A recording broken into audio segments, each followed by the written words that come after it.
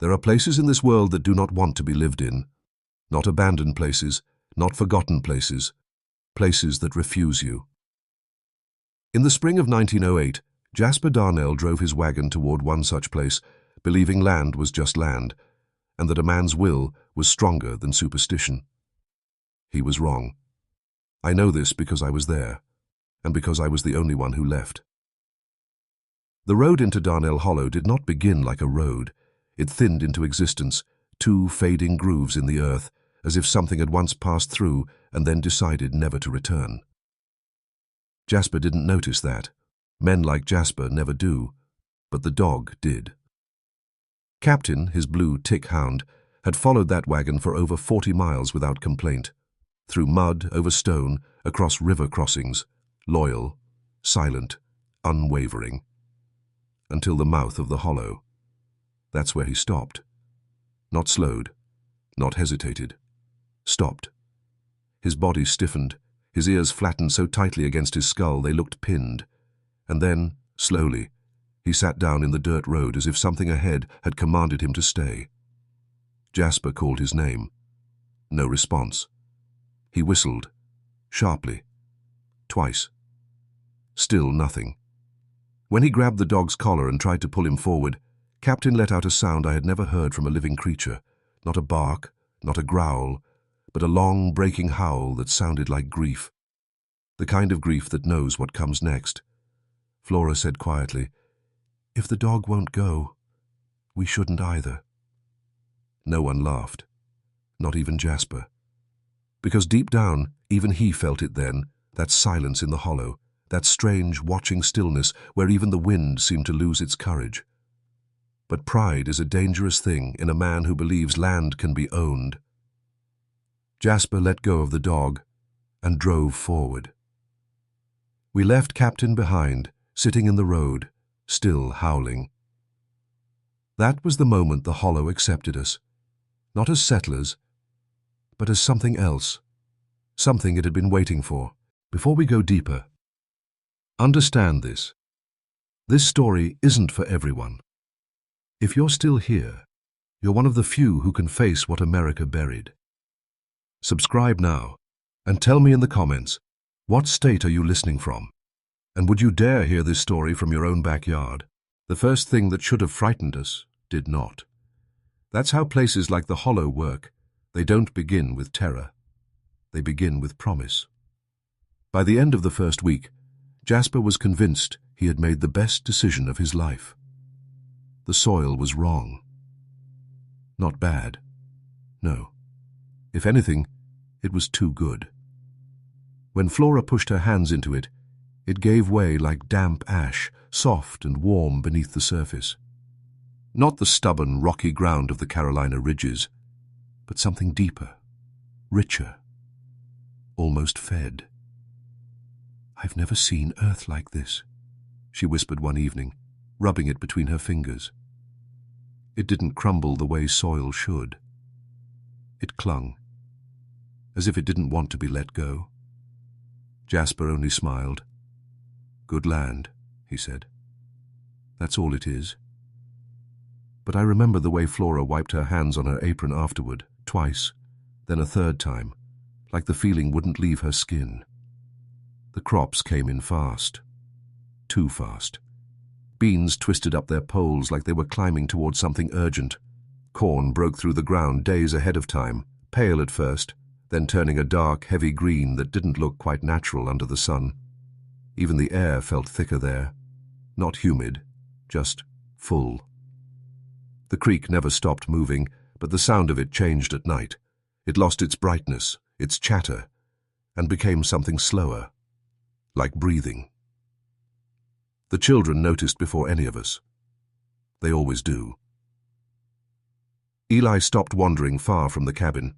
Nora no longer sang while she worked beside her mother. And little Thomas, who used to chase shadows for fun, began refusing to step outside after dusk. "What is it?" Flora asked him once. Thomas only shook his head and said something that settled into my bones like cold iron. "There's someone in the dirt." We laughed. God help us. We laughed. Because what else do you do when a child says something like that?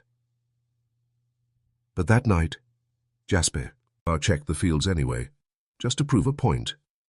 He took the lantern and walked out past the edge of the garden into the dark stretch where the crops had taken root faster than anything we had ever seen. I watched him from the doorway. The flame in his lantern flickered strangely, like it was struggling to stay lit, though there was no wind. He stood there for a long time, too long, and when he came back, he didn't say a word. Not to Flora, not to the children, not to me. But I saw his hands. They were covered in that dark soil, packed beneath his fingernails, as if he had been digging. It started small. It always does. If the hollow had taken one of us outright, if it had reached from the earth and dragged a man screaming into the soil, perhaps we would have left then. Perhaps fear would have been enough to break Jasper's stubborn pride, but the hollow was patient. It understood something we did not. You don't frighten people away. You let them stay, until leaving becomes impossible. It was one of the hens. Flora noticed first. "We're short one," she said, counting again, slower this time, as if the number might change if she gave it another chance. "One must have wandered," Jasper replied, without looking up from his tools. "Chickens don't wander far," she said. He shrugged. Then something got it. That should have been the end of it. A fox, maybe. A snake. Something ordinary. Something explainable. But nothing about the hollow stayed ordinary for long. There were no feathers, no blood, no disturbed earth. Just absence. Eli and I searched the edges of the clearing that afternoon. We walked the perimeter, where the grass met the darker soil, where the trees began to press closer together, like silent witnesses. "Fox would leave something," Eli muttered. He was only 9, but there was a tension in his voice that didn't belong to a child. We found tracks, but not the kind we expected. They weren't paw prints, and they weren't human either. The ground had shifted, not broken, not dug. Shifted, as if something had moved beneath it. Eli stared at the marks for a long time, then slowly stepped backward. "Don't tell Pa," he said. I nodded. Not because I agreed, but because I didn't want to hear Jasper explain it away. That night, something changed. The silence deepened. Even the insects, those constant singers of the southern dark, had gone quiet. The air pressed heavier against the walls of the cabin, and the fire didn't rackle the way it should. It just burned. At some point after midnight, I woke to a sound. Soft, wet. A dragging noise, just outside the cabin. I held my breath and listened.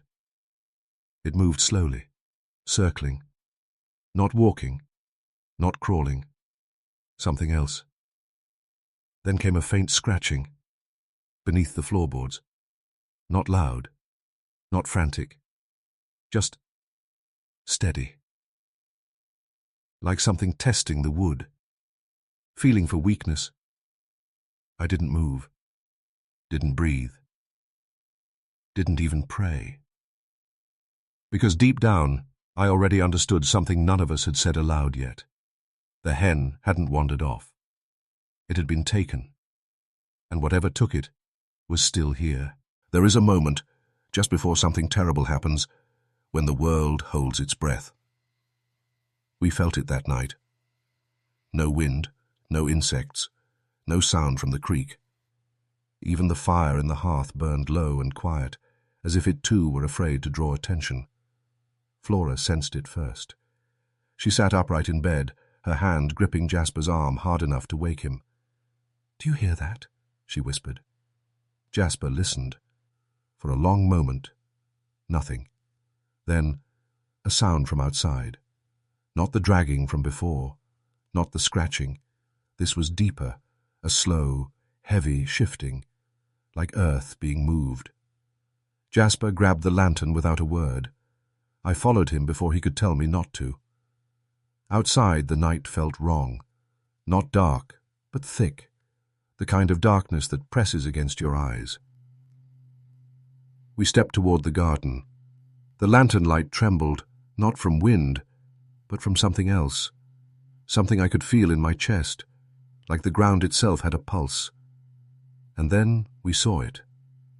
The soil was moving, not breaking apart, not collapsing, moving, rolling in slow waves like something massive was turning beneath it.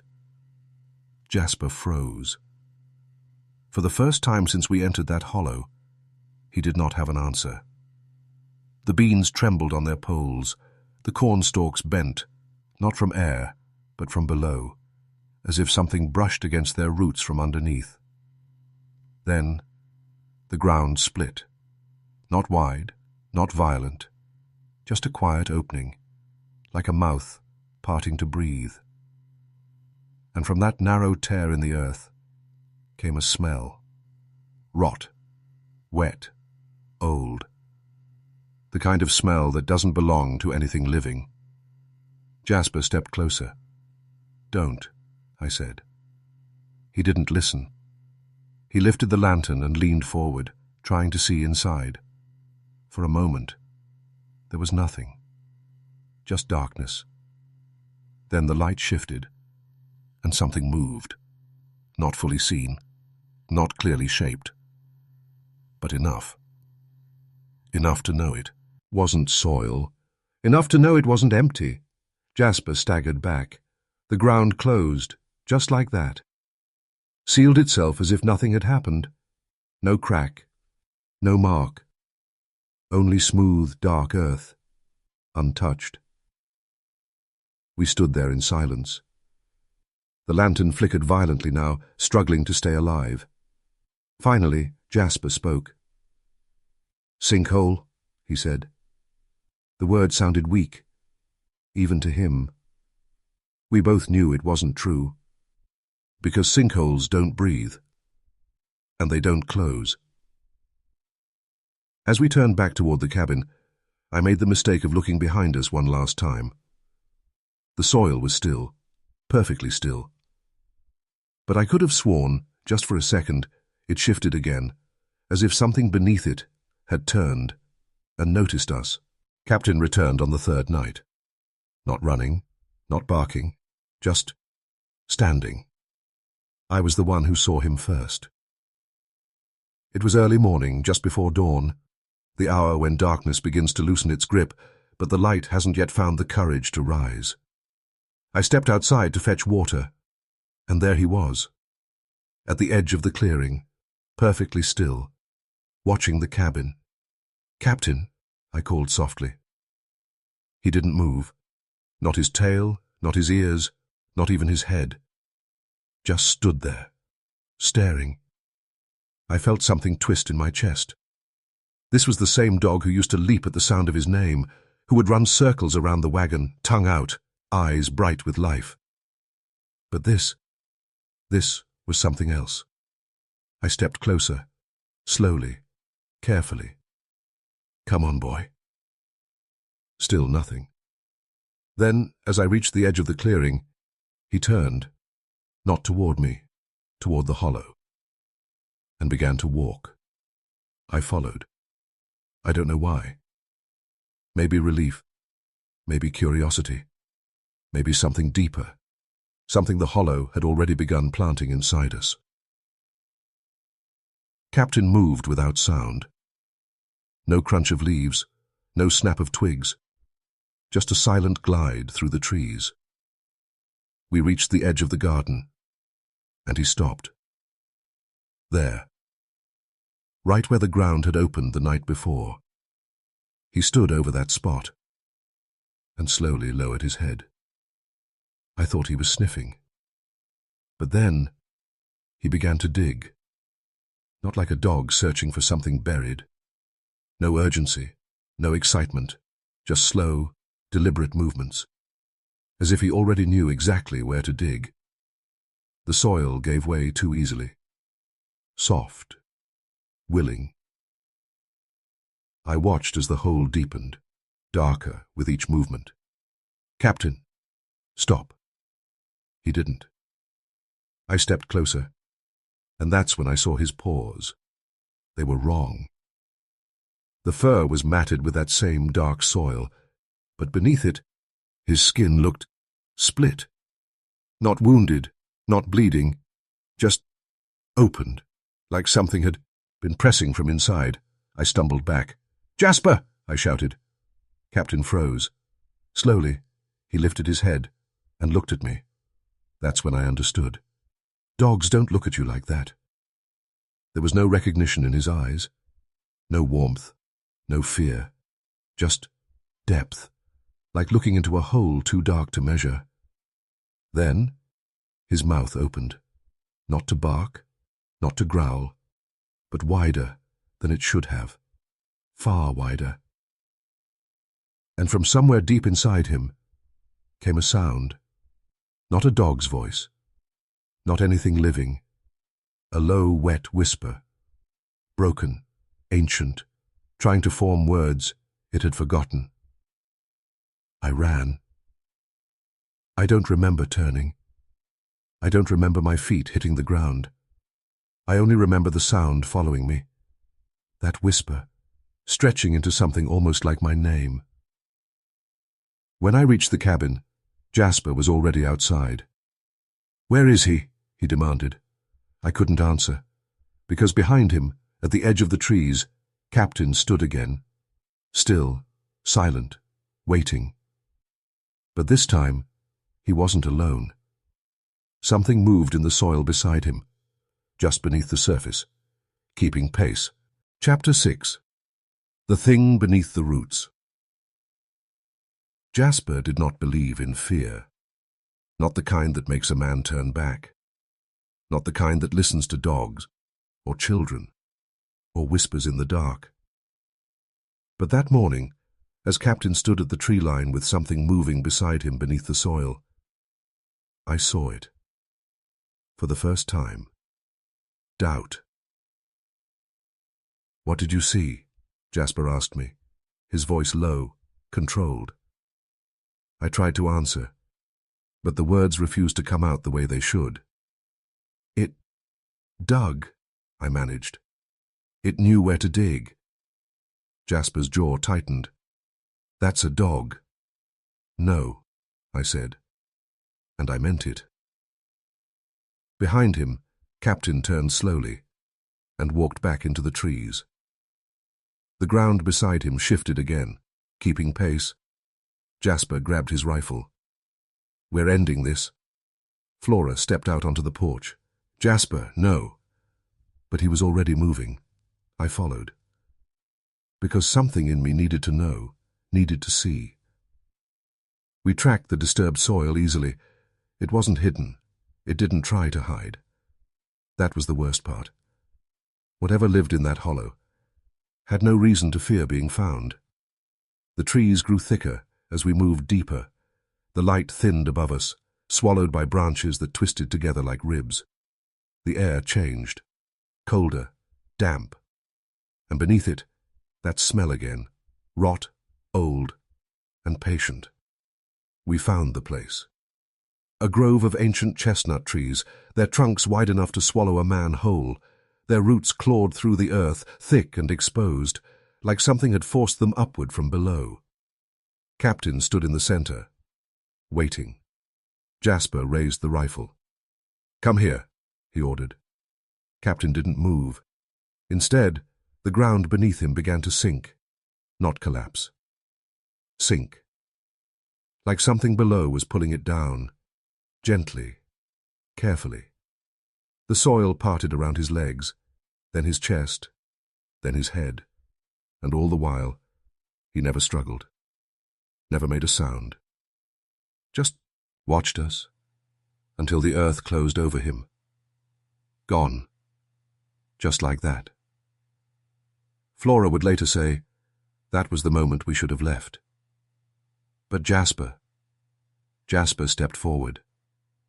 He knelt beside the spot and pressed his hand into the soil. I grabbed his arm. Don't. Too late. His hand sank deeper than it should have, far deeper. The ground gave way beneath his touch, and then something pushed back. Jasper froze. Slowly, he pulled his hand free. His fingers trembled, and when he turned to look at me, his face had changed. Not fear, not yet. Something worse, recognition. "There's space down there," he whispered.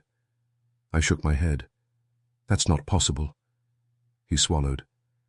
"Yes," he said. "And it's not empty." Behind us, the roots of the chestnut trees creaked, not from wind, but from pressure from below. Something shifting, something vast, something that had been there long before us, waiting beneath the hollow, learning us, one by one. Disclaimer. This story is fictional and created for entertainment purposes only.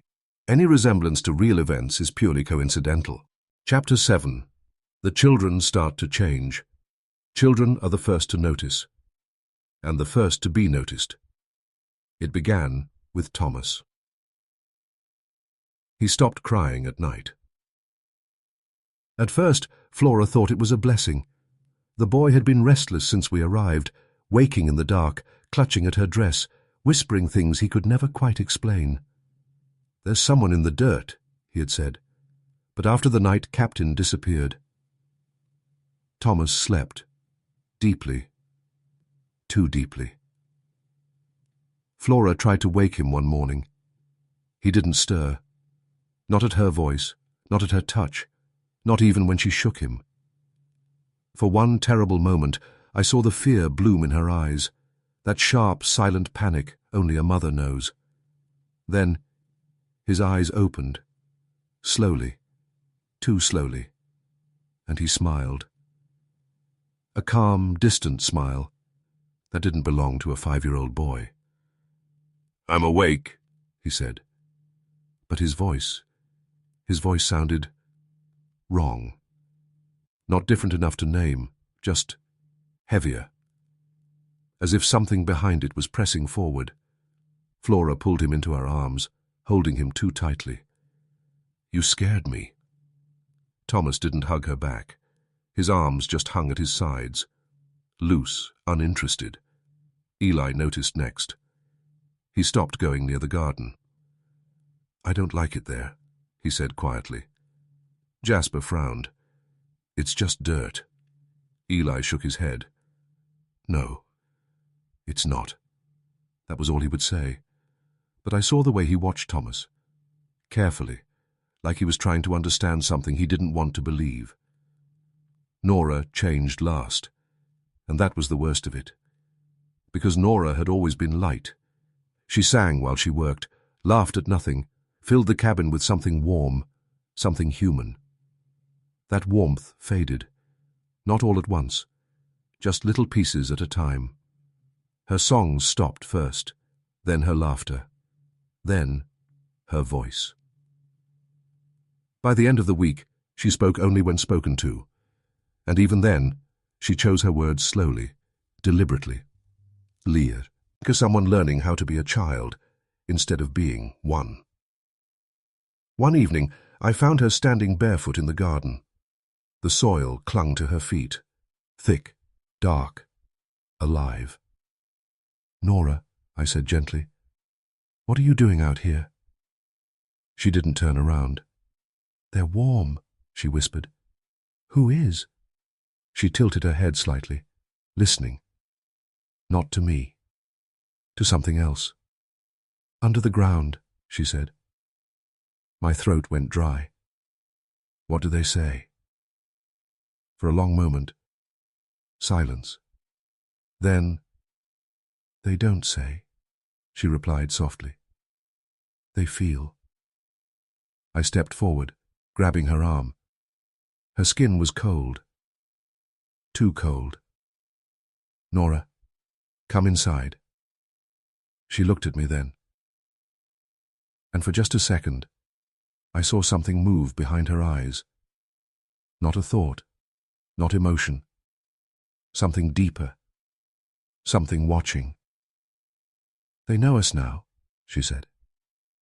And then she smiled, the same way Thomas had. Slow, quiet, wrong. Behind us, the soil shifted, just slightly, as if in agreement. Chapter 8. The night Eli dug too deep. Eli had always been the careful one, the kind of boy who watched before he acted, who listened more than he spoke. In another life, in another place, he might have grown into a man who survived anything. But the hollow didn't reward caution. It fed on it. That night, I woke to the sound of movement inside the cabin. Soft, measured. Not the restless shifting of sleep, but intention. I opened my eyes. Eli was standing near the door, barefoot, still, watching it. "Eli?" I whispered. He didn't answer. His hand slowly reached for the latch.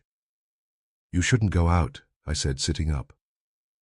He turned his head slightly. Not fully. Just enough for me to see one eye in the dim firelight.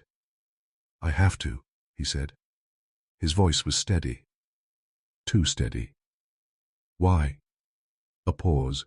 Then, "They're calling me." Something cold slid down my spine. I got up quickly. "No, you're not going anywhere." I reached for him, but he stepped back. Fast. Faster than I'd ever seen him move.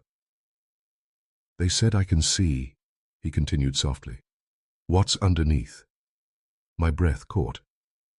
No one needs to see that.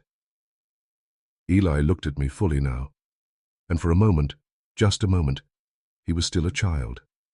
Afraid, confused. Then that passed. "They said you're already too late," he whispered. And he opened the door. The night swallowed him whole. I ran after him. The cold hit me first. Then the silence. Then the smell. That same deep, rotting breath rising from the ground. "Eli!" I shouted.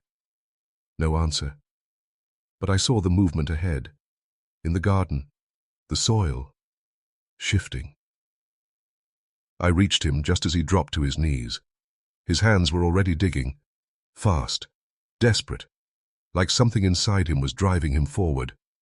"Stop!" I grabbed his shoulders. He fought me. Not like a child.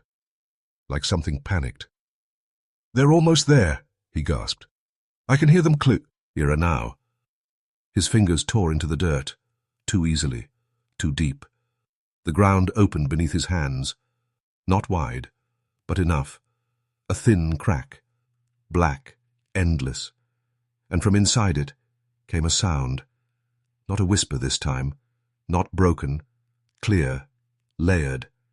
Many voices, speaking at once. Eli froze. His body went still, listening.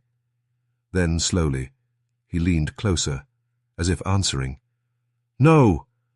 I pulled him back with everything I had. The ground shifted violently. The crack widened for just a second, and I saw it. Movement. Not one thing, not many. Something woven. Something that did not belong to shape or flesh. Something that seemed to be made of hands, reaching. Not upward, not outward, but waiting. The earth snapped shut. Eli collapsed against me. Unconscious, or worse.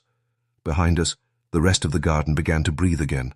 Slow, deep, satisfied. And for the first time, I understood something with terrible clarity. The hollow wasn't trying to scare us. It was trying to show us. Because sooner or later, it expected us to come willingly. Chapter 9. What Jasper Saw in the Soil. After that night, Eli did not wake until morning, and when he did, he remembered nothing. At least, that's what he said. But I watched him closely, the way his eyes lingered on the ground, the way his hands twitched when he thought no one was looking. He remembered something, just not in a way he could speak. Jasper, however, remembered everything, and something inside him had shifted. He stopped talking about leaving, stopped questioning what we had seen, stopped denying. Instead, he began to study it. Every morning, before the sun fully rose, he would walk out into the garden alone. No rifle, no hesitation, just a shovel. Flora begged him to stop. "Jasper, please, this place isn't right." But he would only look at her with that same expression I had seen before. Recognition. "They're not what you think," he said once. Flora stepped back. "Who?" Jasper didn't answer. That was the worst part. He didn't answer, because he didn't need to anymore. That evening, I followed him, quietly, carefully. He was kneeling in the same spot where Eli had dug. The soil was already disturbed, too neat, too deliberate, like something had been opened and closed many times. Jasper placed both hands on the ground and waited. At first, nothing. Then the soil softened, not visibly, not moving, just giving way beneath his palms. He exhaled slowly. "They're close tonight," he murmured. My blood ran cold. I stepped forward. "Jasper, get away from that." He didn't look at me. "They remember this place," he continued softly. "From before." "Before what?"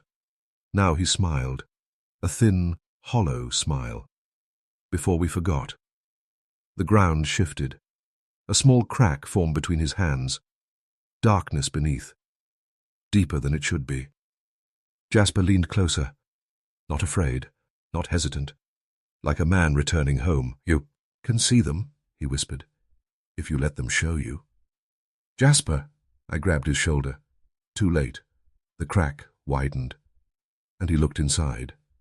For a moment, he said nothing. Then he began to laugh. Soft at first, then louder.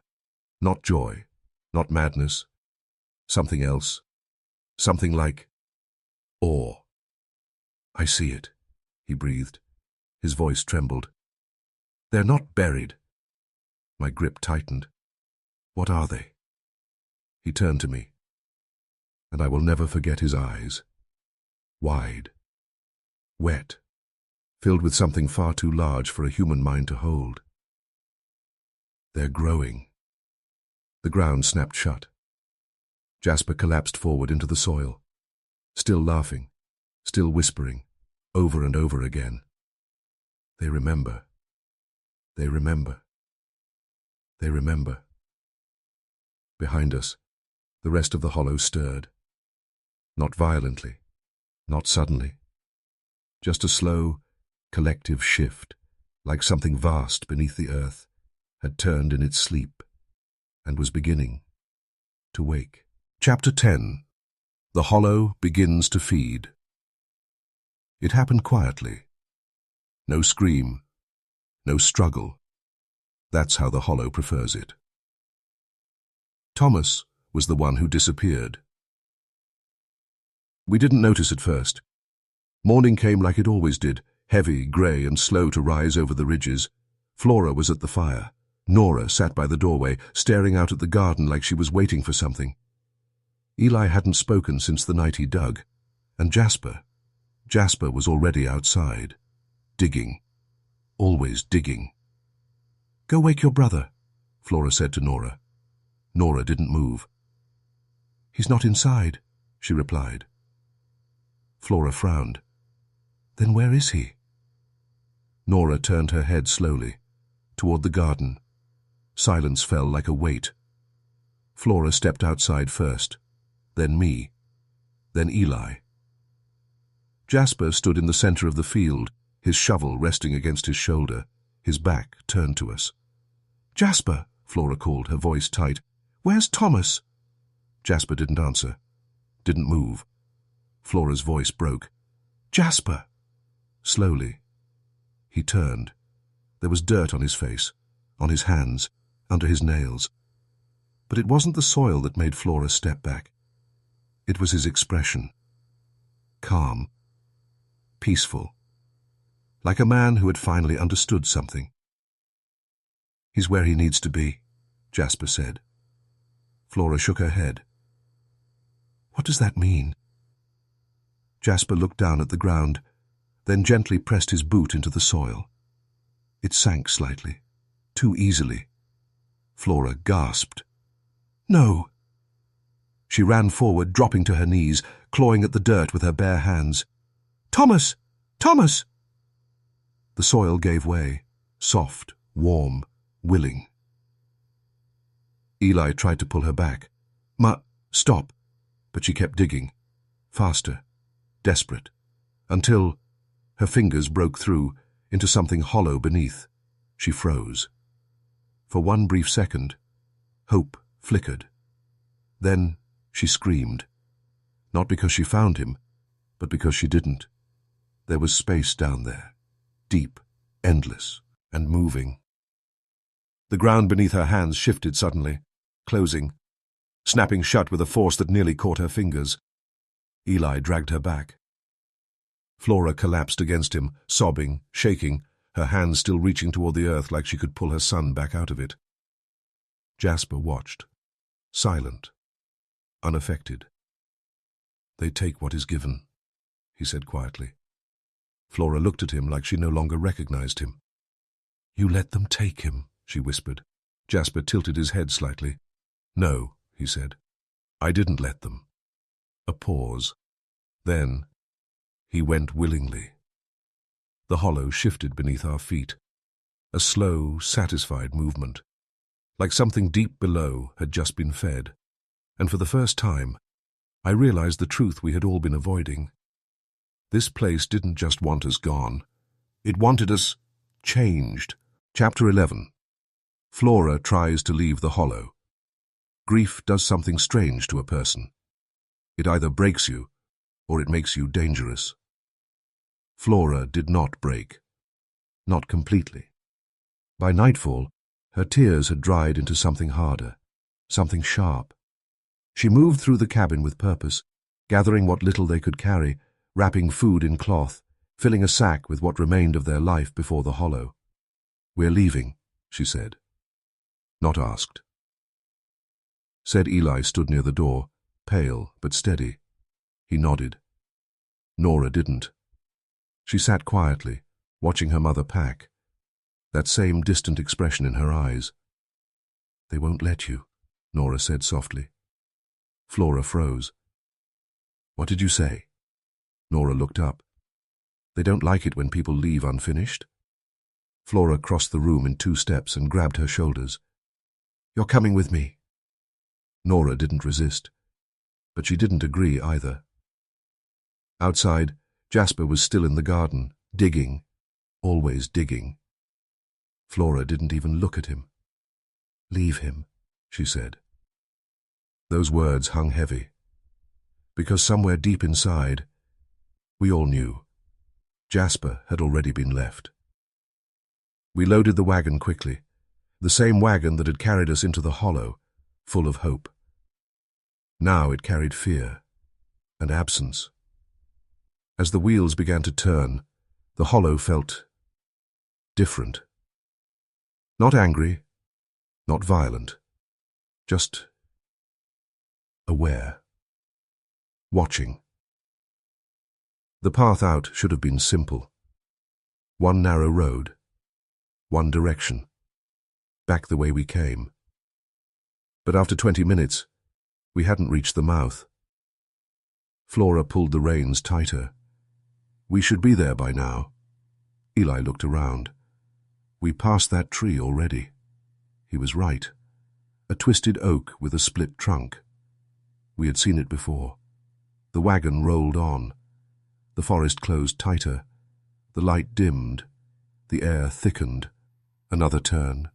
Another stretch. And then we saw it again. The same tree.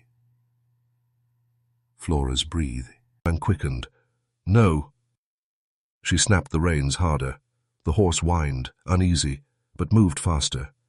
The road twisted again, and again, and again, until it ended. Not gradually, not fading, just stopped. Ahead of us, there was no road, only dense trees and dark soil, unbroken, unpassable. Flora stood up in the wagon, her voice shaking. "This isn't possible. This isn't—" Behind us, a sound. The slow creak of wheels. We turned. Another wagon. Identical. Same worn wood. Same tied bundles. Same. Us. Flora stared. Eli stepped back. The other wagon rolled closer, until we could see them clearly. Another Flora, another Eli, another Nora, all sitting exactly as we were, all staring back. And behind them, standing in the trees, was Jasper, watching both of us, smiling. The ground beneath the wheels shifted, soft, waiting. Nora spoke quietly. "I told you. They don't let you leave." The second wagon began to sink, slowly, silently, pulled down into the soil. And as it disappeared, the figures inside it didn't scream, didn't move, just watched us, until the earth closed over them, gone, like they had never been. Flora collapsed back onto the seat, whispering over and over, "This isn't real. This isn't real." But the Hollow doesn't care what you believe, only that you stay. And we understood then there was no road out, only deeper in. Chapter 12. What lives beneath the Hollow? There are things in this world that are buried, and there are things that were never meant to be. The Hollow was not built on something. It was grown over it. We learned that the night the ground stayed open. It began with Jasper. He came back to the cabin after sunset, covered in soil, breathing slowly, calmly, like a man who had found peace in something no one else could see. "They want you to understand," he said. Flora didn't answer.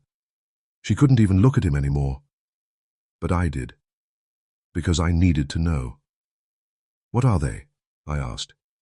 Jasper smiled, not wide, not mad, just certain. "They're what's left." That was all he said. Then he turned and walked back toward the garden.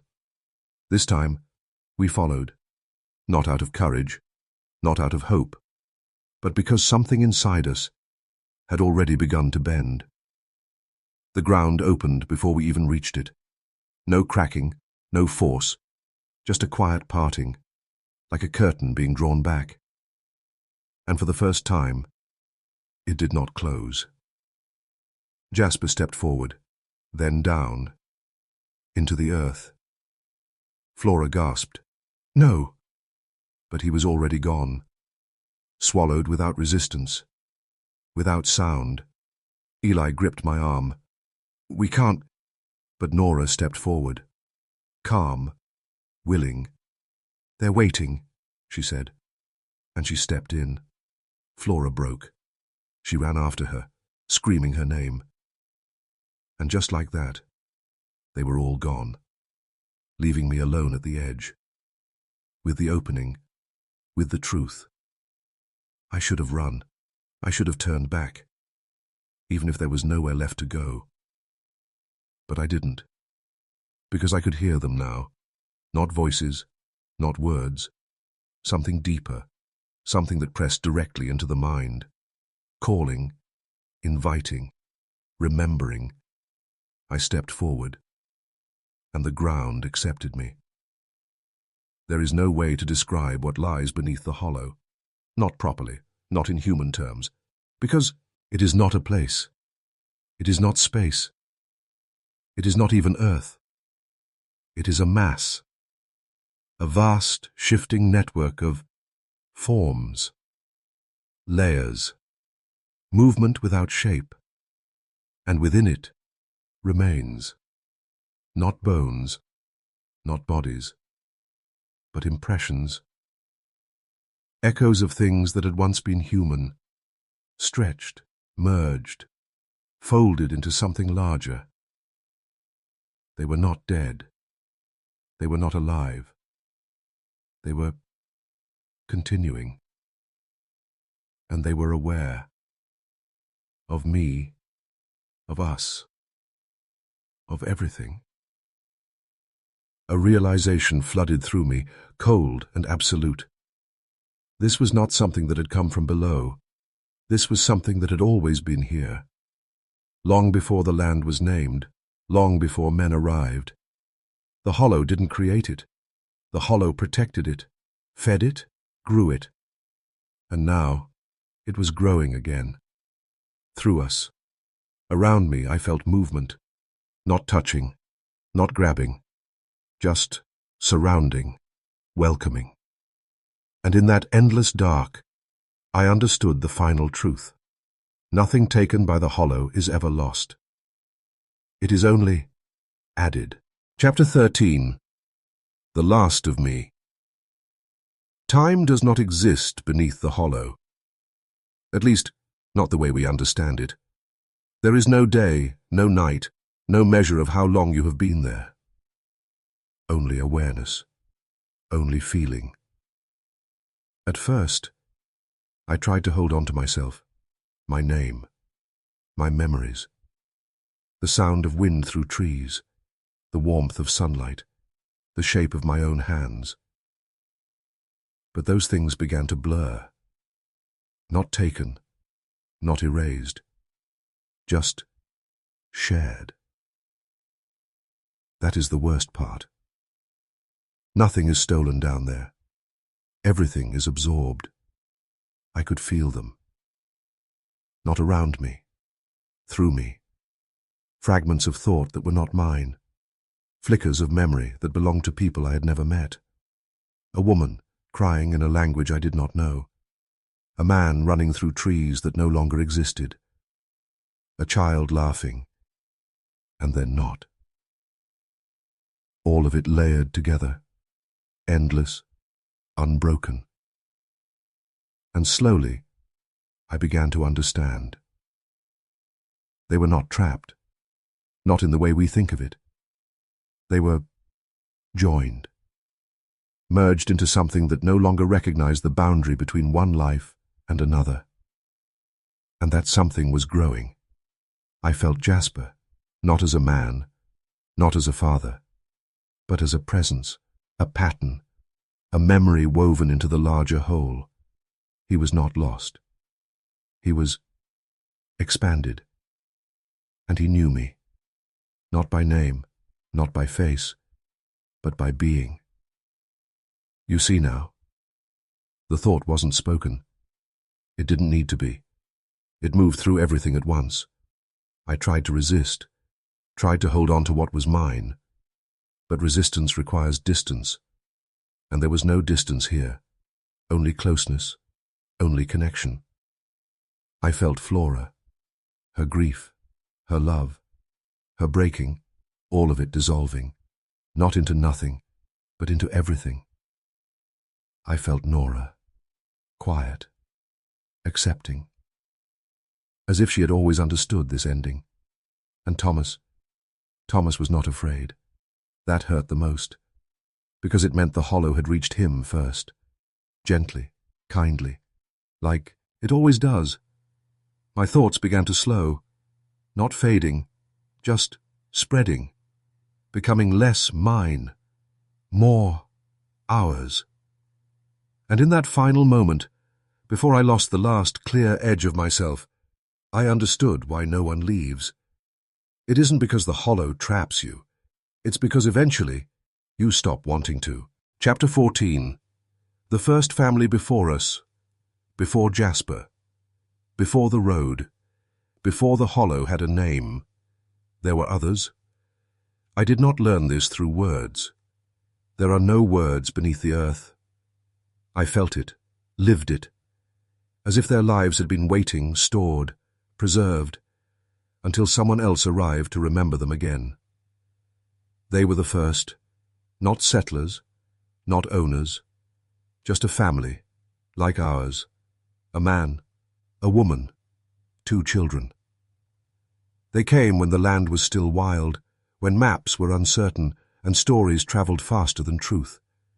They did not find the hollow. The hollow found them. At first, it welcomed them, just as it had welcomed us. The soil was rich, the water clear, the air still, too still. The man believed he had been chosen, blessed, given land untouched by hardship. But the woman knew. She felt it in the silence, in the way the trees did not sway, in the way the ground seemed to listen. She warned him. Nothing this perfect is meant to be ours. But he stayed. Men like that always do. The children changed first, always the children.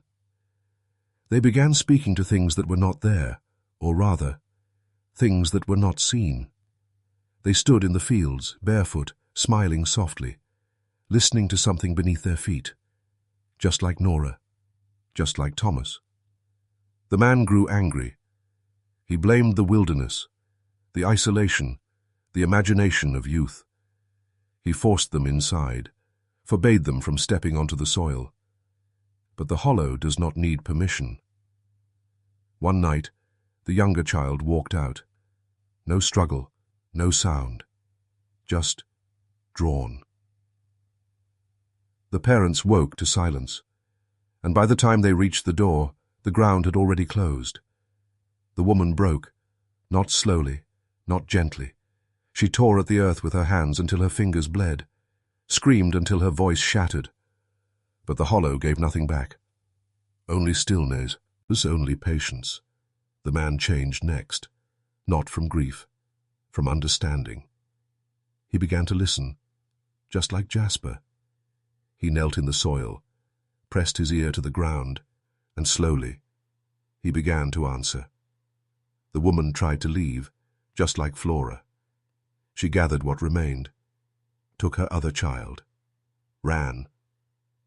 But the hollow does not lose what it has chosen. The path twisted, the forest closed, and when she turned back, she saw it. Another version of herself, another attempt, another failure, over and over again, until she stopped running, until she understood. There was no leaving, only surrender. And in the end, they all joined, not buried, not consumed, but woven, added. Their lives stretched into the vastness beneath the hollow, becoming part of the thing that had been waiting long before them, long before us.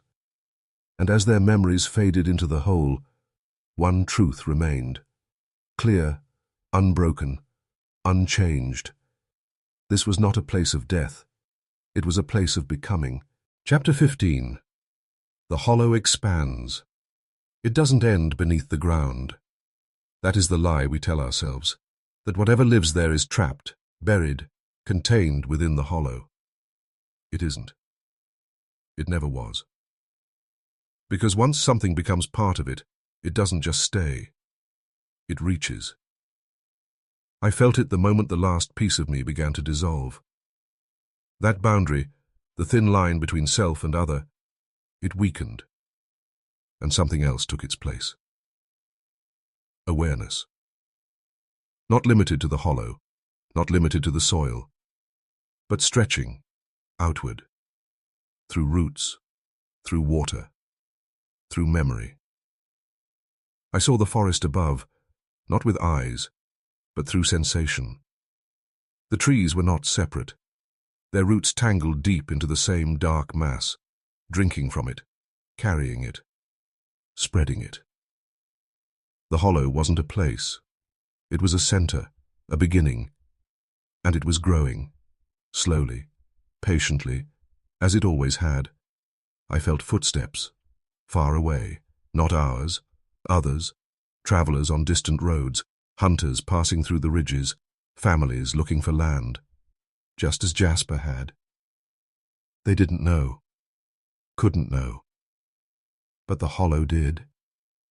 It felt them, not as people, but as possibility. I tried, God help me, I tried to hold on to something human inside myself, to warn them, to push back. But the more I reached outward, the more I felt myself thinning, spreading, becoming less a voice and more a presence. That's when I understood the final cruelty of the hollow. It doesn't just take you, it uses you, your memories, your instincts, your longing. All of it becomes part of the call.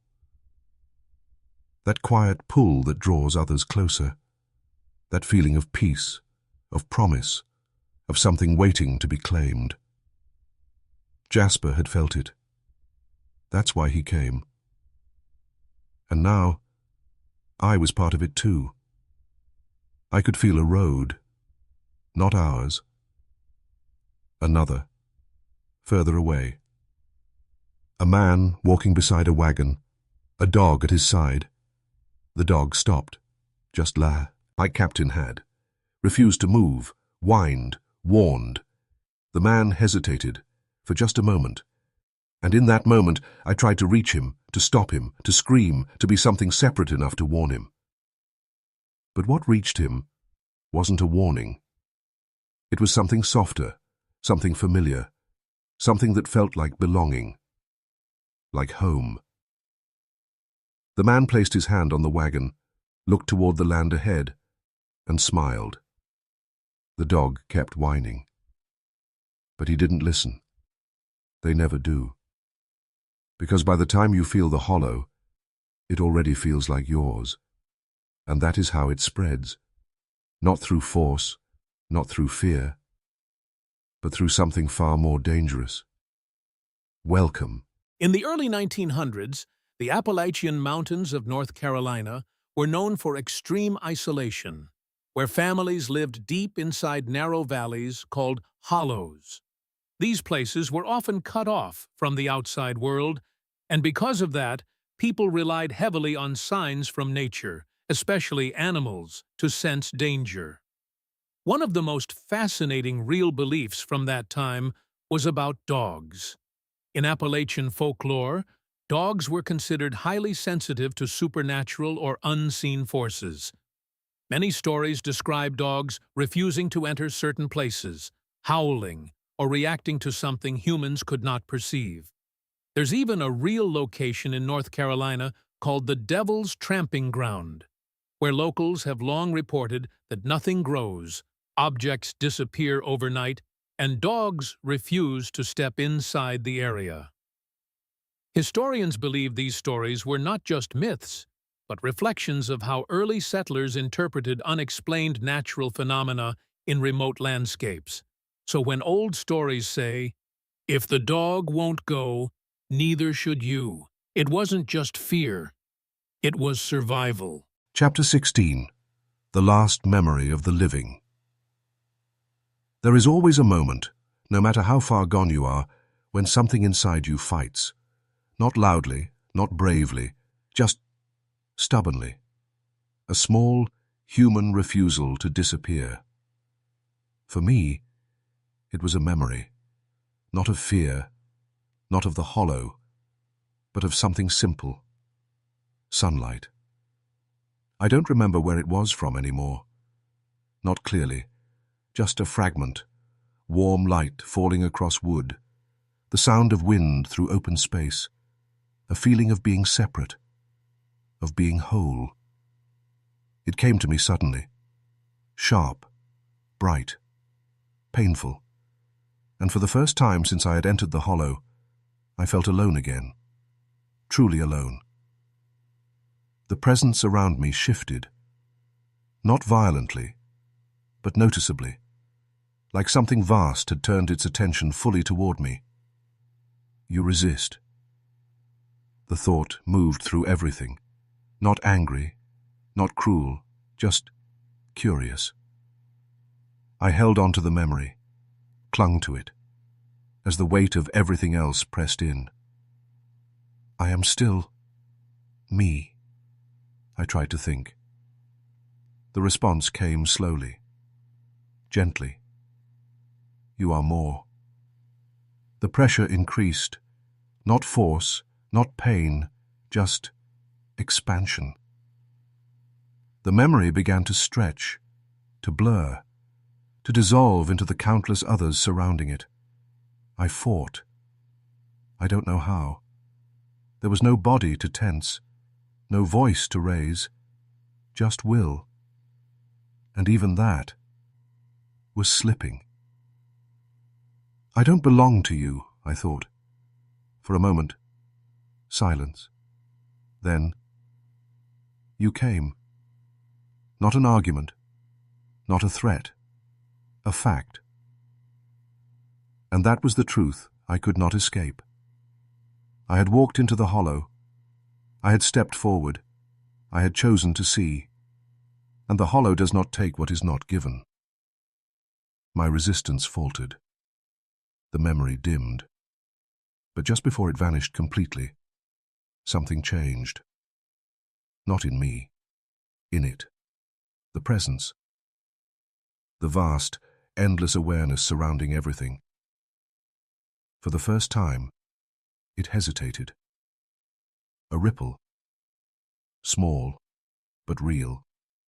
Because in two, had fading memory of sunlight. There was something the hollow did not fully understand. Separation. Individuality. The idea of being one, instead of many. It had consumed countless lives, endless memories. But this stubborn, fragile sense of self was not something it could fully replicate, not perfectly. And for a brief, impossible moment, I wasn't part of it.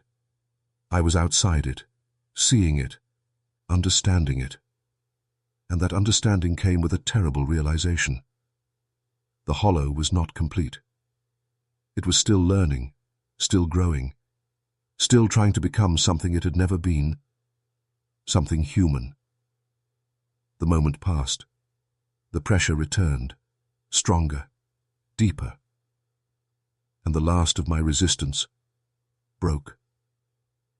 The memory of sunlight shattered, scattered, absorbed, and I felt myself dissolve completely into the whole.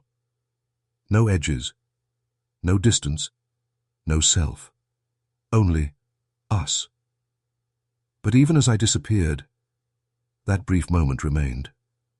A flaw, a crack, a question the hollow could not yet answer.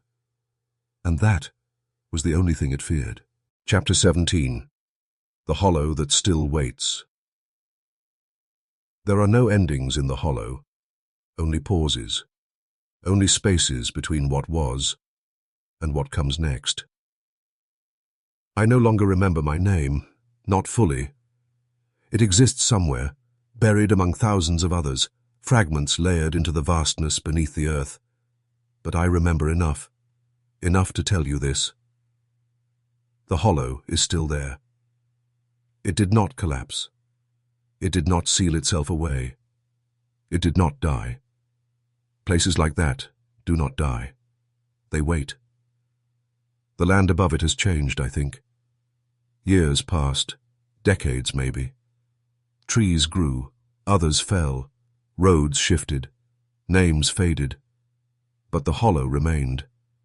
Always just far enough from everything, always just hidden enough, and always ready. I feel them still. The ones who come close, the ones who pause at the edge without knowing why. The ones who feel that strange quiet pull in their chest, like they've found something meant for them. Some turn away. Not many. But some. Those are the ones who listen to their dogs, who trust that deep instinctive fear that has no clear reason.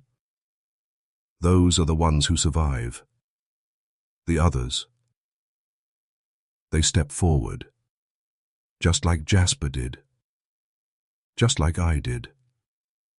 And the hollow welcomes them, not with force, not with hunger, but with something softer. Something that feels like belonging. Like the land has been waiting just for them. Like they have finally arrived somewhere they were always meant to be.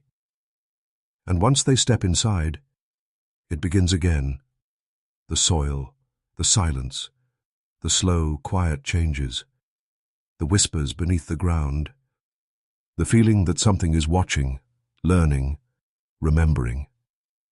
I feel them join us, one by one, not screaming, not resisting, just becoming. And with each new life added, the hollow grows, not just deeper, but wider, closer, reaching further into places it has never touched before, learning, adapting, trying, and to understand what it means to be something whole, something human. It is not there yet, but it will be, one day. And when that day comes, there will be no hollow, no boundary, no edge to turn back from. Only us, waiting, everywhere. So if you ever find yourself on a quiet road, and your dog refuses to move, listen. Do not call it stubborn. Do not drag it forward. Do not tell yourself it's just land, because it isn't. Some places remember, some places grow, and some places are still waiting for you.